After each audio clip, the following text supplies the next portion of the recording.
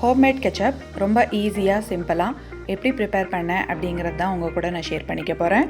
1/2 kg டொமேட்டோவை 2ஆக cut பண்ணி எடுத்து வச்சுருக்கேன். அதை ஒரு குக்கரில் போட்டு தண்ணியை ஊற்றி 2 விசில் விட்டுக்க போகிறேன். குக்கர் கேஸ் ரிலீஃப் ஆகி தக்காளி செப்பரேட்டாக தோல் செப்பரேட்டாக ஆகிருக்கு. இதை ஒரு மிக்ஸி ஜாரில் மாற்றிட்டு சூடு ஆறுனதுக்கப்புறமா நல்லா ஃபைன் பேஸ்ட்டாக அரைச்சி எடுத்துக்க போகிறேன். அரைச்ச தக்காளி பியூரியை அதே குக்கரில் ஒரு ஃபில்டர் வச்சு இந்த மாதிரி நல்லா வடிகட்டி எடுத்துக்கலாம். இதை எந்த அளவுக்கு புளிய முடியுமோ அந்த அளவுக்கு புளிஞ்சு நல்லா செப்பரேட்டாக இந்த மாதிரி எடுத்துக்கணும். இப்போ இந்த டொமேட்டோ பியூரியை லோ ஃப்ளேமில் வச்சு நல்லா வேக வைக்கணும்.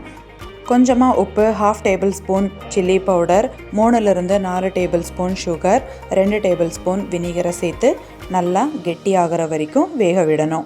இது கரெக்டான பதத்துக்கு வந்திருக்கான்னு செக் பண்ணுறதுக்கு தட்டில் ஊற்றி பார்த்தா நமக்கு அந்த திக்னஸ் நல்லா தெரியும். சூடு ஆறுனதுக்கப்புறம் கெச்சப் நல்லா இன்னும் திக்காக வந்திருக்கு. இதை ஒரு கண்ணாடி ஜாரில் மாற்றிக்கலாம்.